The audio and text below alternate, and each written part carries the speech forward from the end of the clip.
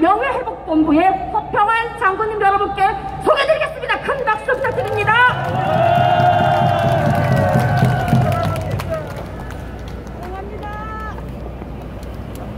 고맙습니다. 고맙습니다. 사랑하고 존경하는 우리 공화당 동지 여러분, 그동안 잘 지내셨어요? 오랜만에 만났으니까 옆에 동지들 인사부터 합시다. 서로 쳐다보면서 안녕하세요, 반갑습니다, 감사합니다 하세요. 네, 오늘 참 의미 깊은 날이죠? 8월 15일은 우리 국민 대다수는 광복절로만 기억하고 있습니다. 일제로부터 해방된 광복절. 그러나 그거보다 더 중요한 의미가 있죠. 무슨 날입니까? 건국절. 그렇습니다. 오늘 우리가 그나마 자유와 풍요를 누리면서 사람답게 사는 이 나라를 만든 대한민국을 건국한 건국일입니다, 여러분. 우리 정부에서는 그동안 학계와 사회각계각층의 눈치 보느라고 건국일도 없이 나라의 생일도 없이 74년을 지내왔어요. 저도 한동안 오늘이 건국일인 줄 몰랐어요. 자라면서 누가 얘기해주는 사람이 없으니까 그냥 광복절 해방된 날인 줄 알았나요? 여러분들도 그랬죠? 지금 자란 아이들도 몰라요. 물어보니까 안 가르치는 거. 왜 이렇게 됐습니까? 우리가 일제로부터 해방은 됐지만 민족 통일을 이루지 못하고 분단돼서 싸우고 있기 때문에 진정한 광복을 이루지 못해서 그런 겁니다, 여러분. 우리 내부는 4분오열돼서 서로 자기 주장을 달리하고 있어요. 1948년 8월 15일은 대한민국 정부가 수립된 날 정도로만 알고 있는데 그날이 실질적으로 대한민국 건국이라는 날을 모르고 있어요. 정부에서 이거를 정하지 않았기 때문에 그렇습니다. 북한은 우리보다 한 해 뒤에 49년 9월 9일 날 조선인민공화국을 건설하면서 선포하면서 구구절을 조선인민공화국 건국일로 삼고 매년 대대적인 축제 행사를 하고 있습니다. 그런데 우리는 안 하고 있어요. 무슨 대한민국 건국한 게 잘못된 겁니까? 무슨 죄 지은 거예요? 그리고 이 대한민국이 진짜 부끄러운 나라입니까? 나라를 이끌어가는 지도자라는 사람들이 우리 국민들이 너무 덧세가 싸우니까 어떻게 하진 못하는 거예요.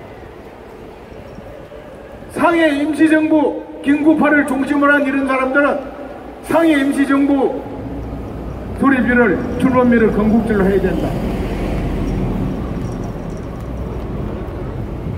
1919년 3일 만세 독립운동 기미일을 건국일로 해야 된다. 7월 17일 헌법을 제정한 제헌절을 건국기념일로 해야 한다. 뭐 베리벨 소리 다 하고 있고 심지어 우리 민족학계에서는 당군 조설인 개천절을 건국절로 해야 된다. 이렇게 싸우니까 어느 대통령 어느 정부도 여기에 대해 단언을 못 내리고 지금까지 왔어요. 뭐 그런 일이에요. 그래서 우리 공화당에서는 지난번에 조은진 전 당대표와 제2기 지도부에서 8월 15일을 대한민국 건국일로 공식 채택을 했습니다, 여러분.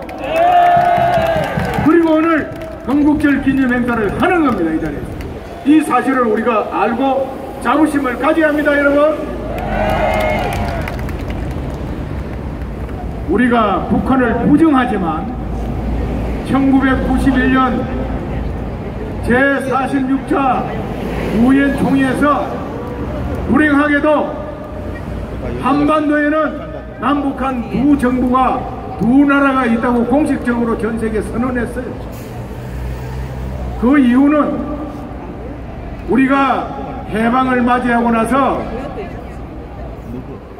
단일 독립정부를 수립해 주겠다고 포츠담에서 얄타에서 당시 서방 지도자들이 모여서 합의를 봤어요. 물론 여기에는 우리 이승만 대통령을 비롯한 수많은 외국 기사들이 가서 얘기를 하고 압력을 넣고 고소를 해서 그 채택이 된 겁니다. 그런데 일제가 원자폭탄 맞고 항복을 하니까 소련 놈들이 설거머니 북한의 38선 이북에 기어들어왔어요.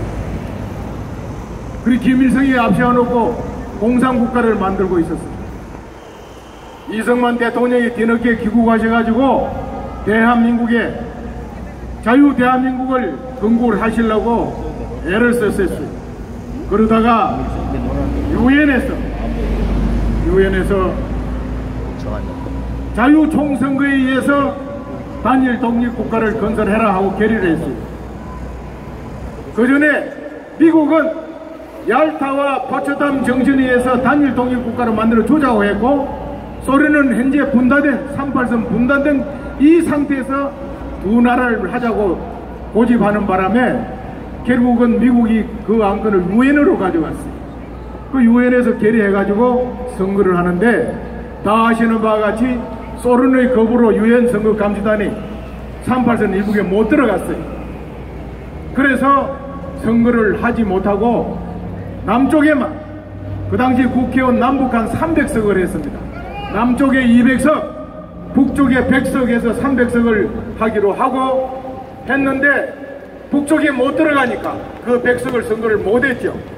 그리고 제주도에는 4.3 사태 일어나서 선거를 못해서 제주도 2석하고, 이래서 102석을 그냥 남겨놓고 198석 선거를 하고, 이후에 헌법에 의해서 대통령의 이승만, 부통령의 이시영 두 분을 선출을 하고 조각을 해서 1948년 8월 15일 날 대한민국 정부가 수립이 된 겁니다. 그 당시에 대한민국 건국절을 선포하지 않은 이유도 이 지도자분들이 앞으로 민족이 하나로 통일이 되면 그때 가서 단일 국호를 쓰겠다 하는 묵시적인 합의가 있어서 건국절로 안 한 겁니다. 대한민국을 부정해서 안 하는 게 아니에요. 그런데 북한은 별도로 저렇게 건국절을 하고 있고 건국기념일 행사를 하고 있고 유엔에서도 두 나라를 인정하고 있는데, 우리는 74년 동안 건국일 기념행사도 안 하고 이렇게 지내고 있다는 이 사실을 우리가 분명히 알아야 합니다. 그래서 우리 공화당에서는 진정한 이 대한민국의 자유 보수 우파 정당, 그 정통 정신에 입각해서 이승만 대통령께서 1948년 8월 15일 대한민국 정부 수립일을 건국절로 채택해서 앞으로 기념행사를 할 겁니다. 그리고 오늘 정말 온 국민이, 온 민족이 기뻐해야 될 광복절입니다. 조국의 광복을 찾기 위해서 800만이 넘는 우리 동족들이 고생을 하고 희생을 당했습니다. 그래서 얻은 광복절이 오늘입니다. 또한 오늘은 영광스러운 날인가 동시에 영원한 국모이신 유경수 여사께서 불행하게 돌아가신 날입니다. 그것도 민족 분단의 비극입니다. 여러분, 희생되신 거예요. 민족 분단에서 희생된 겁니다. 그날 8.15 기념행사를 하고 있는데 문세강이가 박정희 대통령 저직을 하려고 왔는데, 박정희 대통령은 단상에 단상이 있기 때문에 다행히 화를 매냈어요. 그러나 그런 방탄 시설이 없는 유경수 부모께서 이렇게 슬프게 돌아가셨는데, 이것 또한 우리가 분단에서 오는 비극이고 우리에게 남겨진 진정한 자유통일을 이루라는 과제입니다. 여러분, 그래서 오늘 우리 공화당 당원 동지들은 이 광장에 모인 이유를 분명히 아셔야 합니다. 수많은 선열 희생의 바탕 위에 자유대한민국을 건국한 광복도 기념하면서 위대한 자유대한민국이 건국된 날을 축복하면서 유경수 여사의 돌아가심도 충만한 이 세 가지 의미를 하면서 우리 오늘 당당하게 대한민국 국민들에게 우리 공화당의 모습을 보여줍시다. 다시 한번 한결같은 마음으로 우리 공화당과 함께 해주시는 애국공제 여러분께 감사를 드립니다. 지금 우리는 진정한 강복을 이루지 못했어요. 지금 어느 정당, 어느 집권 세력도 건국절 얘기, 이런 얘기 한 정당이 없습니다. 우리 공화당이 힘을 가지고 집권을 해야만 이 땅에 진정한 강복을 가져올 수 있는 겁니다, 여러분. 그리고 자유통일을 이룰 때 진정한 강복을 완결하는 겁니다, 여러분. 박근혜 대통령께서 김정은이 참수하고 자유통일을 하시려다가 이 대한민국이 이렇게 종북화되고 장애화된 이 실체, 이 세력에 의해서 불법 탄핵돼서 불행하게 되신 겁니다. 그래서 우리가 태극기를 들었고 우리 공화당을 창당해서 오늘까지 온 거 아닙니까? 한결같은 마음으로 오늘 우리는 8.15 광복 77주년, 건국 74주년, 유경수 여사 서거 48주기를 맞이해서 다시 한번 우리 공화당이 창당된 그 이유와 우리가 갈 길을 가슴에 새기면서 한결 마음으로 다 함께 단결해서 전진하도록 합시다. 감사합니다. 이 더운데 와줘서 감사합니다, 여러분. 오늘 건강 잘 지키면서 질서정연하게 우리 행진을 하면서 모습을 보여줍시다. 감사합니다.